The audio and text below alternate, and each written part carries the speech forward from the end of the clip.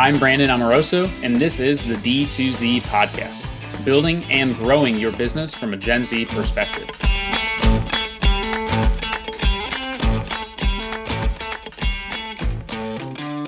Hey everyone, thanks for tuning in to D2Z, a podcast about using the Gen Z mindset to grow your business. I'm Gen Z entrepreneur Brandon, founder and CEO of e-commerce agency Electric Marketing. And today I'm lucky enough to be joined by Dane Baker, the co-founder and CEO of EcoCart, an incredible company that's making a huge impact in the e-commerce industry and making businesses more and more environmentally sustainable every day. So thanks for coming on the show, Dane. Super excited to have you here. Thanks so much for having me. I'm really excited to be here. Awesome. Let's start off by giving everybody listening quick intro on you, sort of how you got started in e-commerce. Let's give them the lowdown. Absolutely. So my background is multi-time founder. So started a few companies in the past, all of which have had a similar thread of making the world a better place in some way, shape, or form. The last company that my co-founder and I started together was an online peer-to-peer rental marketplace business. So think like Airbnb, but for surfboards, kayaks, snowboards, etc.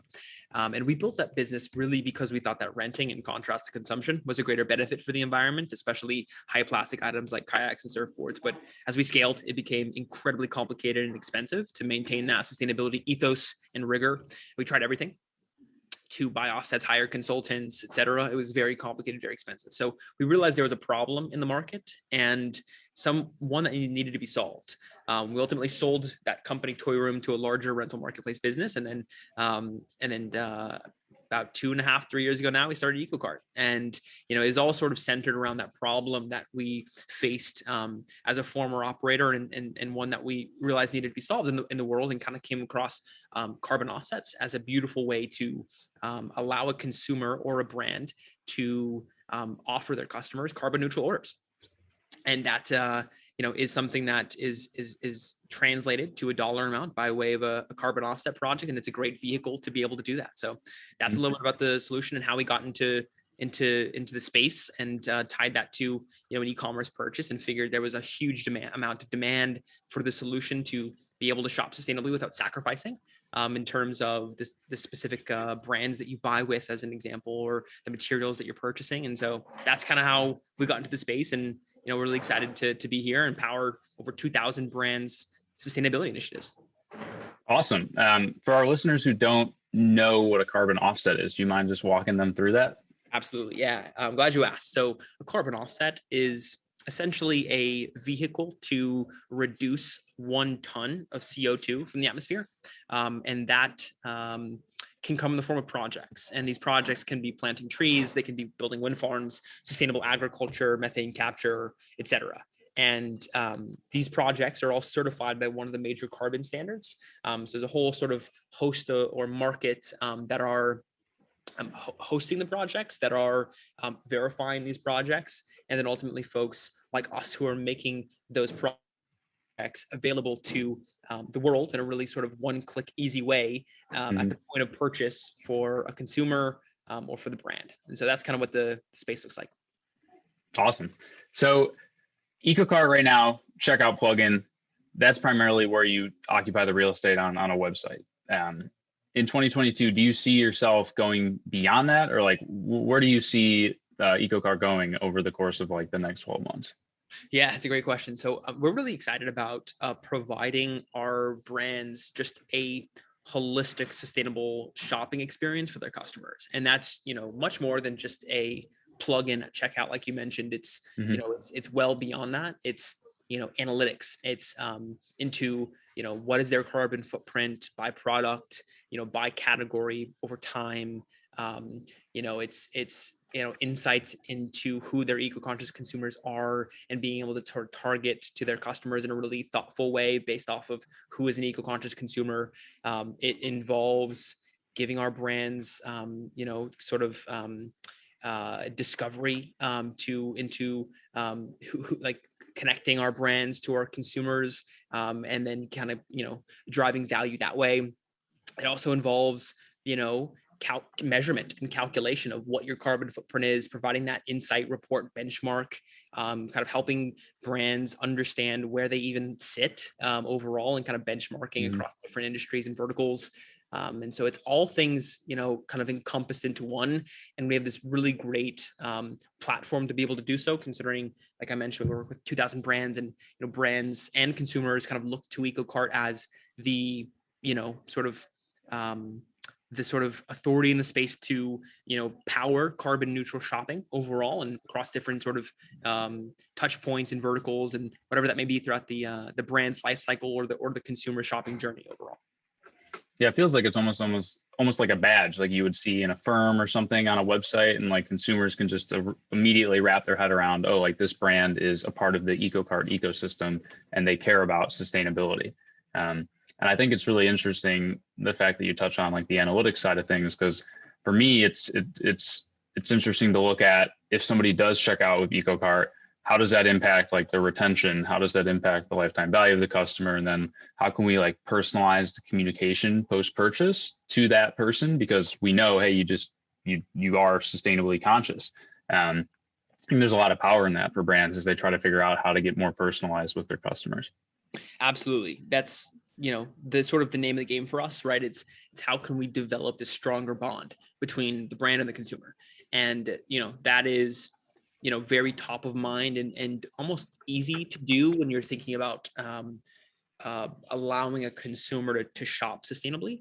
But there's also so many other sort of auxiliary benefits we can plug into the entire, overall ecosystem to make for a really holistic solution, like, you just mentioned and asked about. So thank you for mentioning that.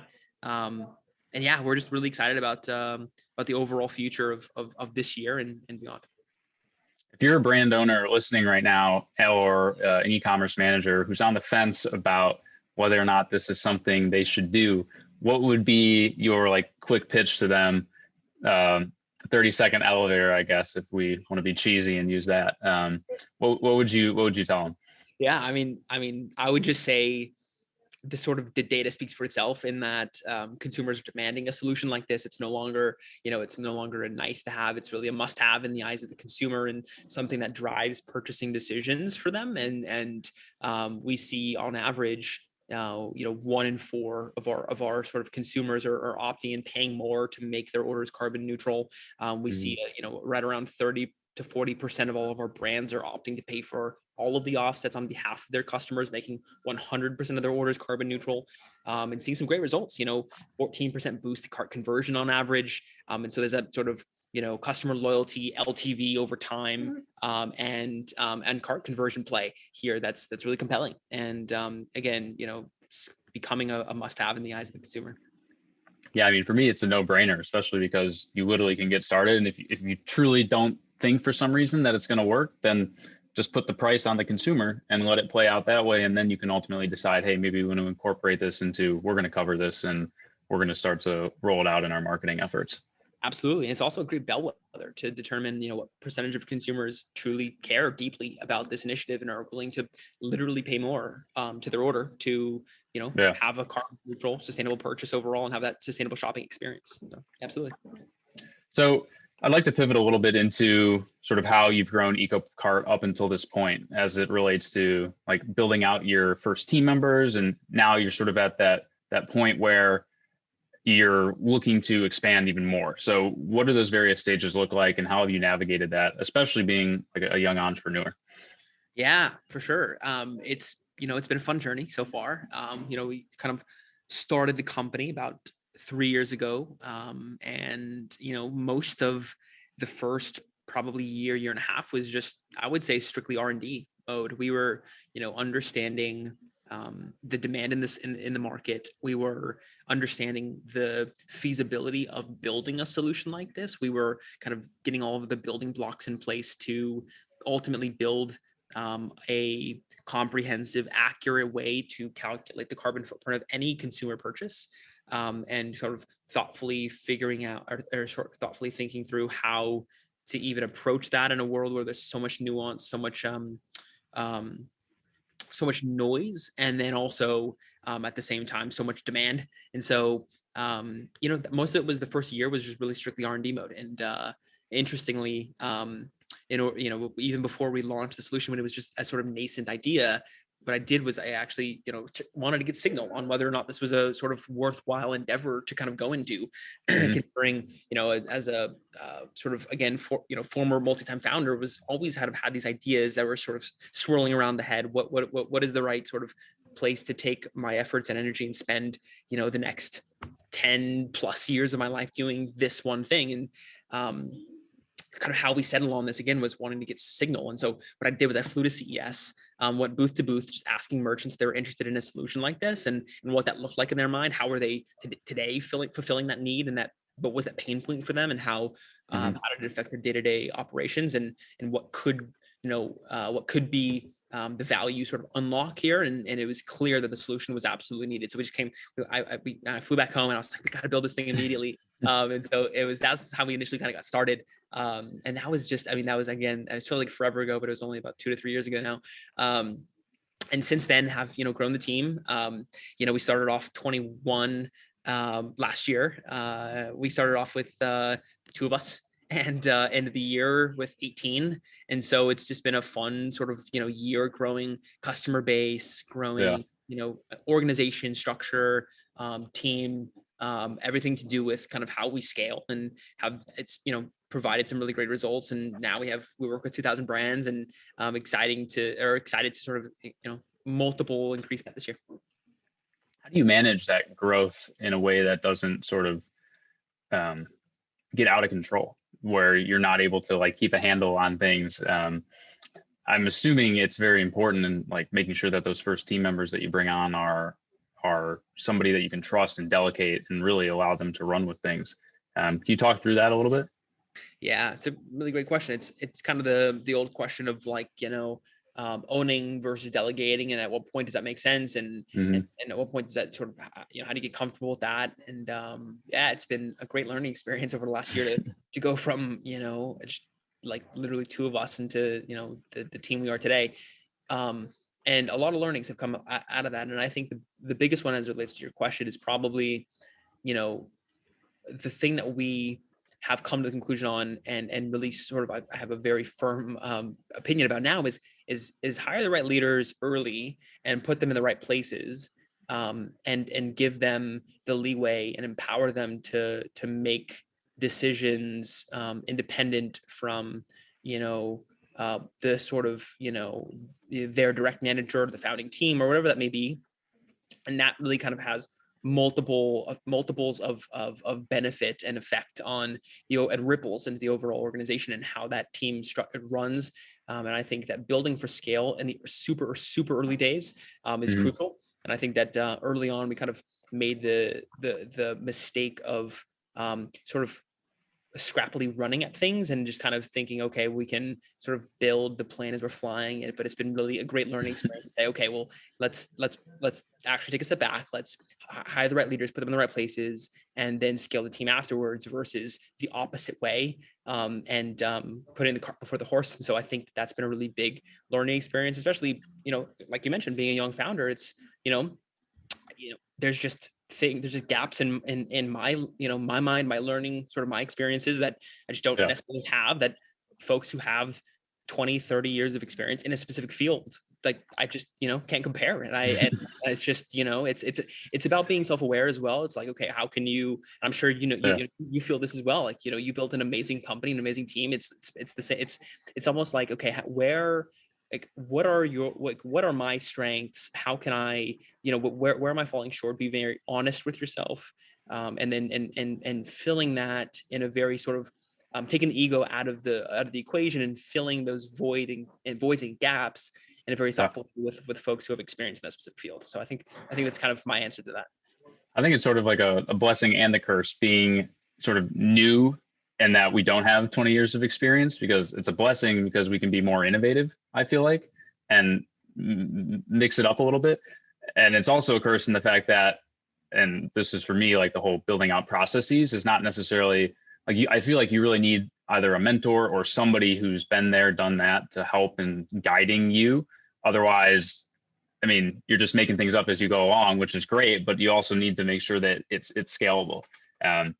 So I think it's awesome if you're able to find those people who can help you. sort of shepherd your vision, but do it in a way that's controlled and professional, I guess. Absolutely. Yeah, no, it's so true. The mentorship is a crucial part of it. It's like, it's kind of it's so sort of entrepreneurship, the kind of the classic adage, right? It's like chewing glass and staring into the abyss at the same time. That's, it's like going on this sort of like journey that you just have no idea the end. You don't know you don't know how far the journey is. You don't know Yeah. how, you can barely even see like 5 feet in front of you. There's so much fog, right? It's like that kind of a journey where having folks that can help guide you is, or a map even, is crucial to have on that journey. Yeah, especially I feel like for us over the past year, things change so quickly.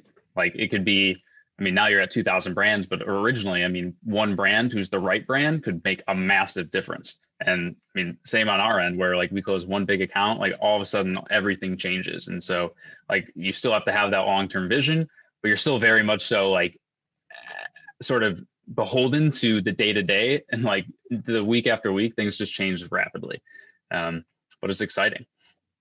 And I think the e-commerce space just as a whole is really exciting because there's a lot of sort of young entrepreneurs and founders out there trying to make waves, and especially within like sustainability or whatever it may be, there's a lot of good that can come out of that. So it's exciting. Absolutely. It's almost like anything. It's a feeling of anything can happen, and anything that you sort of, it's you can do anything that you sort of set your mind to. And I love that about the e-commerce space overall. Yeah. So where do you see growth for EcoCart this year? Is it just more and more merchants? Where's your vision lie? Yeah. It's more and more merchants. It's continuing to deliver value for our current merchant base, and growing our merchant base by way of providing that value and having that sort of undeniable sort of value add to our merchants, and team and all the above. It's that's kind of how we're thinking about this year. It's an exciting year, considering, again, we had a lot of growth from a kind of merchant base perspective, and but also sort of internal company. Mm-hmm. And I think that the opportunity to even sort of triple, quadruple both, almost all across all sort of metrics and KPIs that we track, including team and overall merchant base, is very apparent, especially as we're having these sort of early in the year conversations with brands and folks who want to sort of join the team, et cetera. It's a really exciting time. I think the consumer insights that you'll probably be able to get out of being in the cart of all these brands is going to be really valuable at some point. In having that profile of like, these are all the customers we know that are sustainably focused and not. It would be interesting to see where that leads. Very true. Yeah, and you raise a really good point. It's that's part of the power of it all. It's kind of providing that insight to the brand, and allowing them to sort of own that, and giving them the tools they need to grow the core business through this means of providing this sort of sustainable platform and story to their customer base. If you had one piece of advice for a young entrepreneur out there who's looking to get started with their own initiative, what would it be? That's a really good question. One piece of advice. You could almost even think about it as, what would you have told yourself before you embarked upon this journey? Yeah, absolutely. Honestly, I think for me, the thing that I found to be the most, I guess, like needle moving in my overall journey has been probably just the sort of bias fraction. And you hear the term like tossed around all the time, and Jeff Bezos says it a lot, and a lot of he's sort of a storied individual, and like being like one of the most sort of folks that are focused on like having a bias fraction, but it's really true.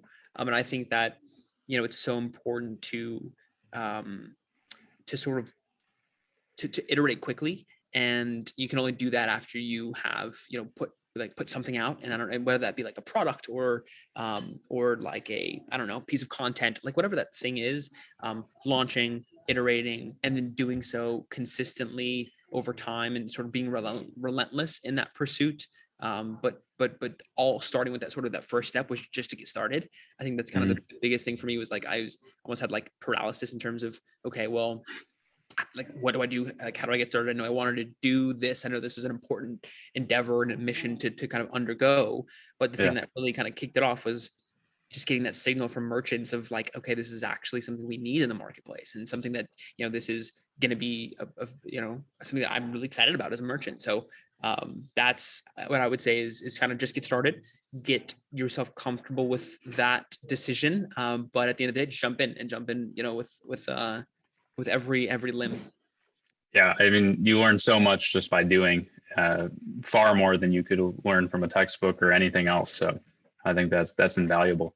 Well, it's awesome that you were able to combine your passion with a rocket ship of a business here. So congrats on that. I'm looking forward to seeing how 2022 goes for you guys. Thanks so much, Brandon. Same to you, man. Really excited about everything you guys got going on and everything that you built. It's been great to sort of see it from the sidelines play out, and I'm excited about this, the future for you guys as well. Yeah, our Gen Z focus and sort of the whole EcoCart ethos of sustainability is one that lines up very, very nicely, and is something that we are leaning into pretty heavily, especially when all of our merchants either have some sort of sustainability initiative baked into the founding ethos of their company, or whatever the case may be. There's going to be a lot of growth in the sector for sure this year. Absolutely. So for all the merchants out there listening to this who want EcoCart now, where can they find EcoCart, and then where can they find you? Yeah, absolutely. Best place is our website. A ton of information there. EcoCart.io is the sort of domain. My email address directly, I'd love to chat with anyone, is Dane, DANE @EcoCart.io. And that's also LinkedIn. You can find me there as well, Twitter, and all the standard social places. But email, you can find me quickest. Awesome. Well, thanks again for coming on. Everyone, you can find me at brandonamoroso.com or electricmarketing.com. And again, Dane, you can find him at ecocart.io or Dane at ecocart.io. Thanks again for coming on. Super excited to have you on, and we'll have to do it again sometime soon. Sounds like a plan, Brandon. Thanks so much.